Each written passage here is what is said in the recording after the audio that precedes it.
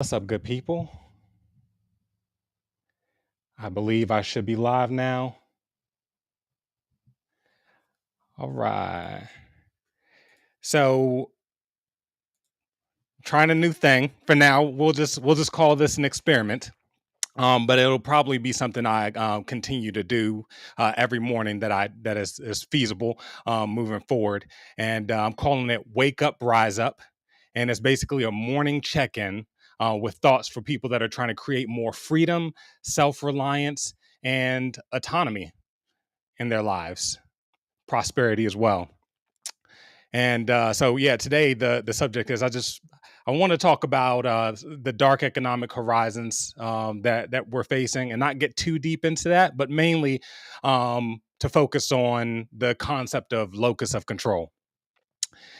And I kind of want to just like I want to explain my current situation so you can understand why this is most present in my mind right now, and to use this as an example of how you can implement this concept. So basically, um, you can probably see there's like a mess behind me, shit all over my my futon here. As of 3 months ago, I'm basically the development that I lived in was purchased. The entire development was bought out by one of these investment firms, and I should have known at the time that that it was going to go down like this, because the guys were coming around and doing inspections on the place, and I got to meet some of the guys from this firm that were buying the place out, and they told me, nothing's going to change within your lease term. So that was a red flag. But long story short, they aren't renewing anybody's lease. They aren't renewing anybody's lease. So basically, all of us are being kicked out of our place at the end of our lease terms. So I've only been here a year. But my next door neighbors, for example, they've been here 6 years, and through no action of their own, sort of thing, they're basically being forced to leave their place, and it really fucking sucks. It sucks, and I'm pissed. I don't want to leave. I don't want to leave my place. Like it's cost me so much time and money and energy to like live here and to get it all set up exactly how I wanted it. I got my whole home studio set up that it's just taking, again, so much time, money, and energy to get this exactly like I want it. And I love it here. And I live in Austin, Texas. So I get that this is one of the most popular rental markets in the country right now, likely in the world. Um, and I live in near the Domain, which is like one of the most hot areas of Austin. But this is a phenomenon that's happening across the nation right now. These investment firms, they're buying up tons of property across the U.S. I mean, even single family housing, sort of thing. They're just buying up as much as they can get their hands on, and it's just creating this effect where it's getting harder and harder out here for rent. Not only, I mean, yeah, mainly renters. I mean, the owners, you're being paid off. You're voluntarily selling your place, so I mean, that's on you if you feel like you didn't get a good deal. Most of these owners are getting great deals on their properties at the moment, though. But point being, and this is not to. I'm not looking for sympathy or to say "woe is me" or anything like that. In fact, I definitely just want to take a moment to like express the gratitude I have to have been in this situation, to be able to live in the place that I live in. And to have the sort of life circumstance where I can easily pivot, and I can have the flexibility to be able to deal with this situation. For those that don't know me, I'm the founder of Autonomitis, a digital agency dedicated to helping freedom creators. Just recently brought that back a few months ago, but in between the hiatus of that company, I was still doing freelance for a few clients, and it's given me the flexibility to be able to work from home, to be able to, I can travel and go wherever I want, work from anywhere without disrupting my life much. I know there are people out here that are like struggling to feed their kids, people out here that don't have a place at all to live. So like I know that this comes from I'm coming from a privileged place when I'm complaining about being kicked out of the place that I live in right now. So I want to honor that. Um, and then also not to say what was me, because that's part of the point that I want to communicate today. It's about this notion of locus of control. And basically, what the locus of control means, you can have an external locus of control. And it's basically when events happen in your life, you see the causal factors on the outside and external forces. And you believe that the reason that those things are happening to you are because of external forces.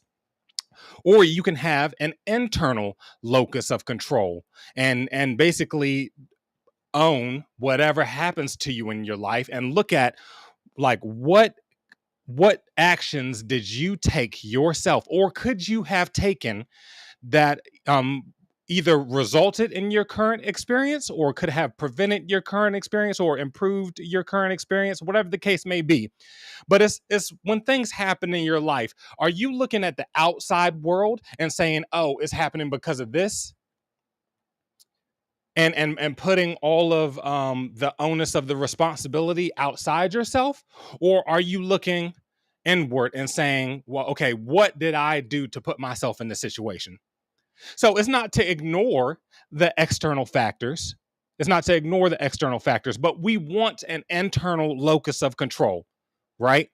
Like in my current situation, don't get me wrong, there are these, I've been explaining these external factors, and the way the economy is at the moment, it's like this is something that's happening widespread across the nation. People are being displaced. It's getting harder and harder to rent anywhere. Cost of rents have gone in Austin have gone up like 30% in the last year. To get into this place, I had a bidding war. I had a bidding war to get into a rental. That's crazy. So there are economic factors, there are external factors that contributed to me being in this situation where like my life is being disrupted, and where it's like I'm so fucking frustrated that this is happening. But like, even though there's these external factors, I have to look at myself and say, what decisions have I made that led me to be this fucking vulnerable to be kicked out of my place, right? I hate this. Without getting too much into my background, I moved around a lot as a kid, and I even as an adult, I've moved around a lot. I haven't had a tremendous amount of stability in terms of being able to stay in the same place for years at a time. And I thought I was finally creating that here in this situation, and lo and behold, this is happening. And I'm so frustrated, and I hate it. I hate it. I'm pissed. I'm pissed that this is happening. But it's like, what could I have done differently? What could I have done that would have put me in a better situation? So I mean, we can look at things like the fact that I'm even still renting right now, that I have not put myself in a financial situation where I could have bought my own place last year when I moved into this place, you know? That's on me. I could have made different decisions that would have put me in a position where I could have bought a place. Now, don't get me started. I know that there's still, there are external factors, like, I mean, there's property taxes. I mean, there's eminent domain. There's still things that could happen, right? I mean, it's happening right now. A lot of property owners in Austin, for example, because of the increase in property values, they found themselves in positions where they can't pay their property tax, and even though they own their place, they're being displaced because they can no longer afford the place that they own due to property taxes and everything, which is fucking criminal. It's a whole rabbit hole that I won't get in. But still, that would be a better situation than being a renter. in one of the hottest rental markets in the world, right? So that's something that I could have done to prevent myself from being in this situation, right? And then there are any other number of things that could have been done that would have given me more stability in this situation. But here I find myself, and so it's like moving forward. What can I do to again put myself in a better financial circumstance to be able to buy a place? What decisions can I make that will give me greater ability to be able to create the sort of stability in my life that I'm seeking, right? And I can only make those changes if I accept responsibility in myself, if I have an internal locus of control. Because if I just sit back and say, oh, this is just happening to me because of the economy, or because of the government's not making corporations provide affordable housing, or because of these greedy investment firms, and oh, the policy should be different to where it doesn't allow these investment firms to buy up single family housing and stuff like that's disempowering. Not only is it disempowering, it prevents me from being able to do, I mean, this disempowering, right? It prevents me from being able to do anything about my situation. And the reason so many people find themselves with an external locus of control is because it's easier, right?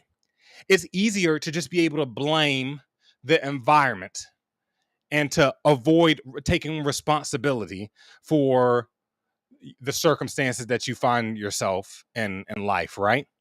But if you do that, you're always going to be pushed around, and you're always going to be victim to the external circumstance, right?